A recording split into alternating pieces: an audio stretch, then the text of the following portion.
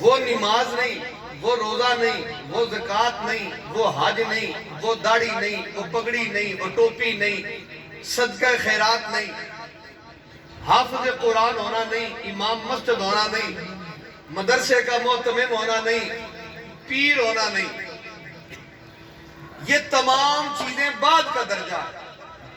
اسلام کے اندر جو سب سے پہلے اول درجہ ہے وہ ہے رزق حلال۔ وہ کیا رزق ہے؟ جس شخص کا رزق حلال نہیں، چاہے وہ امام مسجد ہے، صاحب ایمان نہیں، جس شخص کا رزق حلال نہیں، وہ جتنا مرضی صدقہ خیرات کرے، جتنا مرضی ویلفیئر کا کام کرے، جتنا مرضی وہ لوگوں کو فیسلیٹیٹ کرے، وہ اللہ کی بارگاہ میں مقبول شخص نہیں۔ مقبول شخص وہی ہوگا جس کا رزق حلال ہوگا۔ جس کا کیا ہوگا؟ رزق حلال ہوگا۔ آپ قرآن پاک پڑھیے گا، بسم اللہ الرحمن الرحیم۔ آپ اکثر دعا کے بعد، نماز کے بعد دعا مانگتے ہیں، ربنا آتینا فی الدنیا حسنہ۔ اس کا ترجمہ دیکھیے گا، اے ہمارے رب ہمیں دنیا میں بھلائی عطا فرما۔ حسنہ کا معنی جو مرضی کر لے، بھلائی کر لے، عزت کر لے، خیر کر لے، حسنہ کو جو مرضی معنی کرے۔ عزیزان من، 5 وقت کی نماز اگر پڑھی جائے، 5 نمازوں کا ٹائم اکٹھا کیا جائے، کیلکولیٹ کیا جائے، بمشکل 2 گھنٹے بنتے ہیں۔ 5 نمازوں کا وقت کیلکولیٹ کیا جائے تو بمشکل 2 گھنٹے بنتے ہیں۔ لیکن اگر ایک شخص 5 نمازیں پڑھتا ہے، اس کو 2 گھنٹے فرض عبادت کا ثواب ملتا ہے 24 گھنٹوں کے اندر۔ لیکن اگر ایک شخص صبح 6 بجے گھر سے نکلے اور شام کو 6 بجے 12 گھنٹے بعد واپس آئے، وہ حافظ نہیں ہے، وہ عالم نہیں ہے، اس کی داڑھی نہیں ہے، اس کی پگڑی نہیں ہے، اس کی ٹوپی نہیں ہے، وہ امام مسجد نہیں ہے، وہ پڑھا ہوا نہیں ہے، بالکل چٹا ان پڑھ ہے، لیکن 12 گھنٹے اس نے رزق حلال کی مزدوری کی ہے نا، تو میرے رسول نے فرمایا القاسم حبیب اللہ، جو ہاتھ کی مزدوری کرنے والا ہے وہ رب کا یار ہے، سبحان اللہ، وہ اللہ کا معبود ہے، وہ اللہ کا حبیب ہے۔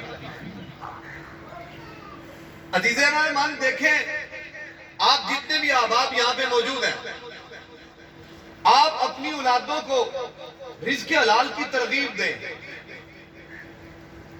آپ اپنے بچوں کو رزق حلال کی طرف مائل کریں، آپ اپنے گھروں کے اندر خود بتائیں اپنے بچوں کو کہ رزق حرام کیسے ہوتا ہے، خود بتائیں۔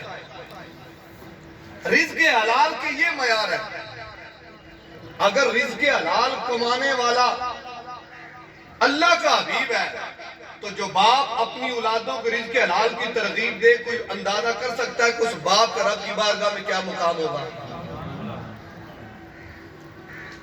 بحیثیت ایک انسان ہونے کے آپ خود سوچیں، پوری دنیا کے اندر سب سے زیادہ لوگ مسلمان حج عمرہ کرنے پاکستان کے جاتے ہیں، یوں کہہ لیں کہ بر صغیر کے جاتے ہیں، مساجد کثرت سے، مدارس کثرت سے، مذہبی اور اسلامی جماعتیں کثرت سے، لیکن یہ معاشرہ حلال کھانے والا نہ بن سکا۔ کیا وجہ ہے؟ میں اکثر تقریر میں یا جنازے میں بات کرتا ہوں، اکثر کرتا ہوں کہ جو کپڑے اور سویٹر میں نے اور آپ نے پہن رکھے ہمارے باپ دادا نہیں تھے پہنتے، جو عیش و عشرت میرے اور آپ کے پاس ہے وہ ہمارے بزرگوں کے پاس نہیں تھی، جن گاڑیوں میں اور آپ گھومتے ہیں وہ ہمارے باپ دادا پاس نہیں تھی، جتنا پیسہ یا جتنا علم ہمارے اور آپ کے پاس ہے ہمارے باپ دادا پاس نہیں تھا، لیکن اس کے باوجود وہ ہمارے سے زیادہ سچے، ہمارے سے زیادہ ایماندار، ہمارے سے زیادہ کردار والے، ہمارے سے زیادہ رب سے ڈرنے والے، ہمارے سے زیادہ اللہ اللہ کرنے والے، تہجد پڑھنے والے، خدا خوفی کرنے والے، رشتہ داروں سے معاملات نبھانے والے، ہمسایوں کا سلوک رکھنے والے، ان کے پاس ظاہری طور پر دنیا کا کچھ بھی نہیں تھا، لیکن میرے رب نے ان کو دین اسلام کے نور سے منور کر رکھا تھا۔ ذرا سوچیں کہ ہمارے معاشرے کے اندر رزق حلال کیوں نہیں؟ رزق حلال ایک وجہ سے بندہ نہیں کما سکتا، اس دل کے اندر حسد آ جائے. کیا آ جائے؟ حسد اس دل کے اندر آتا ہے جس دل میں سے خوف خدا نکل جائے. خوف خدا اس شخص کے دل سے نکل جاتا ہے جس کے دل سے اس کے اپنے رب کا پیار نکل جائے, اللہ کی محبت نکل جائے. اور اللہ کی محبت اس شخص کے دل سے نکلتی ہے جس کے دل سے مصطفیٰ کی محبت نکل جاتی ہے. حضرت ابراہیم بن ادھم بہت بڑے بادشاہ تھے. جو مقررہ وقت ہے دعا کا ہم اسی پہ ہی انشاءاللہ دعا کریں گے.